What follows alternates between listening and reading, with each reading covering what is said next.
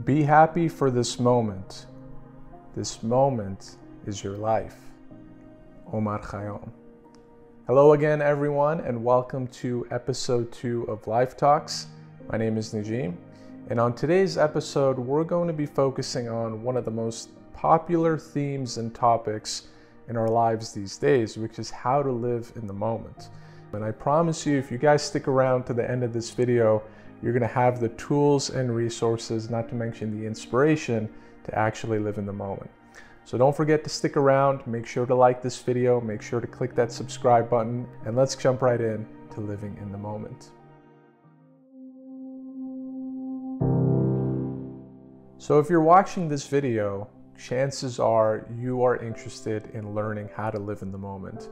You probably do meditation, probably do yoga, probably practice some sort of a mindfulness exercise, and you really want to try to tap into this current moment, right? Which is the only moment we ever have. And certainly for the last 15, 20, maybe 30 years, this has been a huge buzz phrase in the wellness and self-help movement, how to harness the power of now. And there's been books about it, there's been lectures, there's been teachers and schools of thoughts that have cropped up that have basically been promulgating this message. But the truth of the matter is that this is not a new message. We have actually been seeing this throughout history, and certainly one of the major proponents of this school of thought is none other than the poet we're going to focus on today, the poet/philosopher Omar Khayyam. And without further ado, I wanted to explore and share his first poem, which is called Rise and Forget the Sorrow. Rise and forget the sorrow of this fleeting world. Sit and enjoy a moment of happiness unfurled. If there was any loyalty in this world, time wouldn't leave others to make you preferred. Khayyam starts this poem by kind of hitting on a very important part. He says, rise and forget the sorrow of this fleeting world. He's saying the world is fleeting. It's going to go one day. We're going to go one day, right? Nothing is permanent. That's sometimes the trap that we often fall into, is this feeling that we're just going to wake up again the next morning, that the life that we have is just going to continue, for better or for worse. Khayyam is basically suggesting for us that just rise and don't be bogged down by all the sadness that's happening. Sadness is temporary, because when we're in the moment in a current situation, we don't allow our minds time or space to process the sadness that we're in. Right? That's really the bulk of where most of our sadness, most of our grief, most of our unhappiness comes from, is because we're either striving for a distant future or we're regretting or lamenting a already completed past, right? We're never satisfied in this current moment. And that's really what the essence of meditation or mindfulness is all about.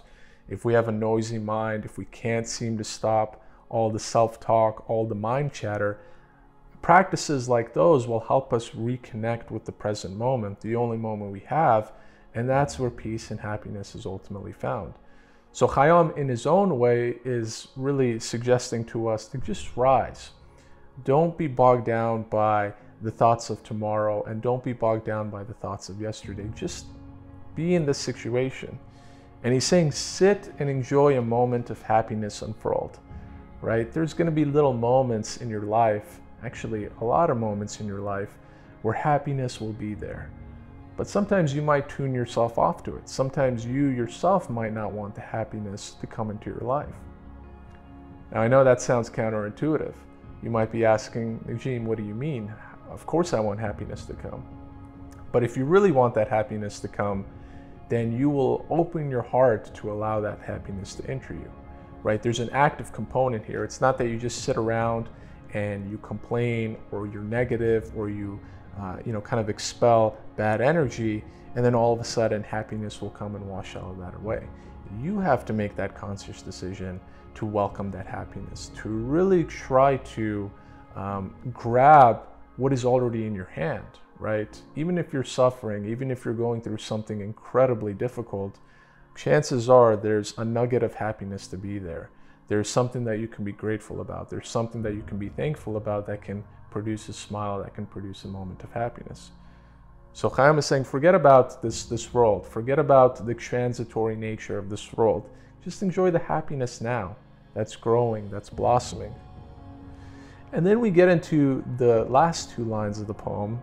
Khayyam says, if there was any loyalty in this world, time wouldn't leave others to make you preferred. So what he's basically saying here is that this world is not loyal to you. It's not loyal to me. It's not loyal to anyone. And what do we mean by that?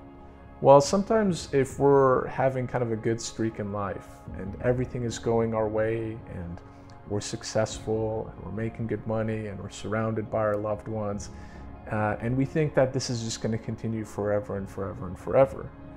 But there will come a time, as I alluded to earlier, where this will pass, right? This will go away. And if you're just focused on kind of building on that and never really appreciating what you have now, then there will come a time where all of those things will just vanish. And which is why it's so important to appreciate it in the current moment, in the present moment, because time is not loyal to you. The world is not loyal to you. So this is a really great segue for our next poem. Today is yours to spend, but not tomorrow. Counting on tomorrow brings nothing but sorrow. Don't waste this breath that heaven has given you, nor be confident you have another breath to borrow. You can already feel and get a sense of what this poem is all about. Really, if you think about your time as currency, right? And we always hear this expression, time is money. And that's not exactly true, right? Money can always be regained. It can always be, if you lose $10, you can make $10 or $20 tomorrow and you come out on top. But time is not the case, right? Once you lose yesterday, you can never get yesterday back. So he's saying counting on tomorrow brings nothing but sorrow.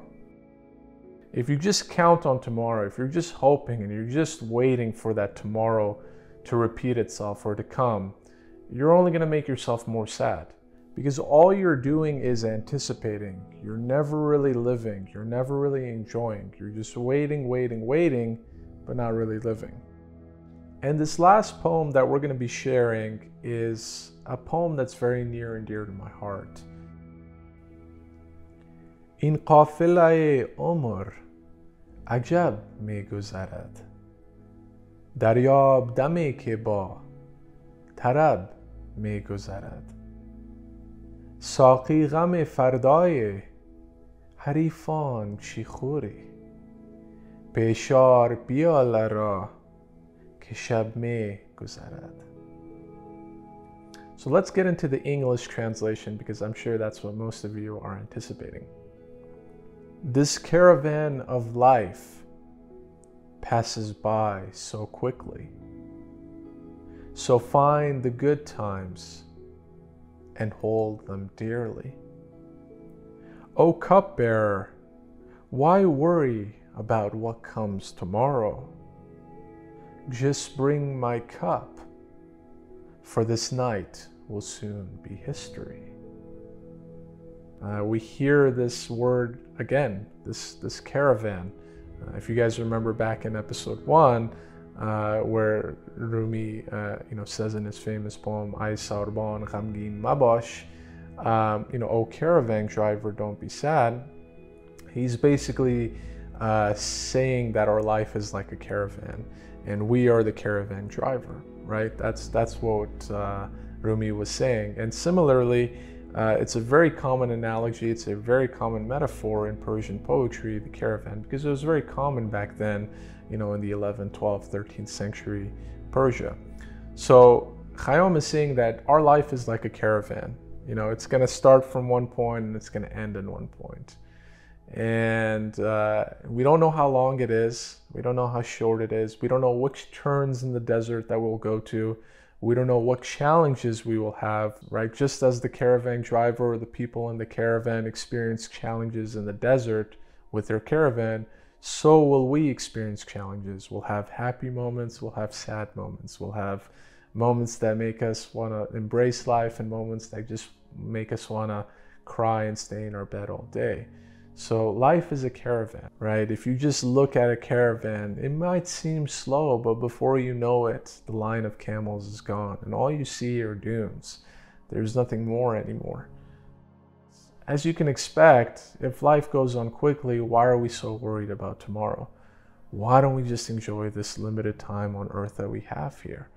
Of course, it's good to plan. Of course, it's good to work towards the next day and to build a better future, but if it passes by so quickly and by the time you realize the fruits of your labor, you don't have that much time left, then what was it all for?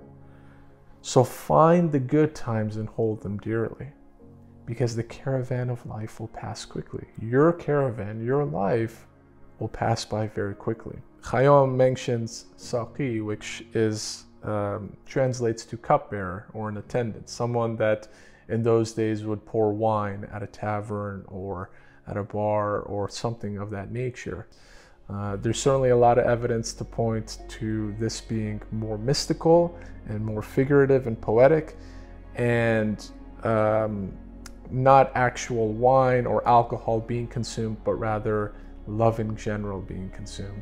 A state of bliss, a state of ecstasy derived from just being at peace all the time, right? That is kind of like a wine. We can get drunk off that. We can get intoxicated off that happiness.